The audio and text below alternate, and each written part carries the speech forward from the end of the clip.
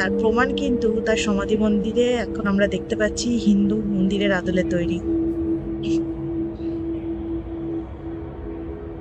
আর অবশ্যই ডিরোজিও।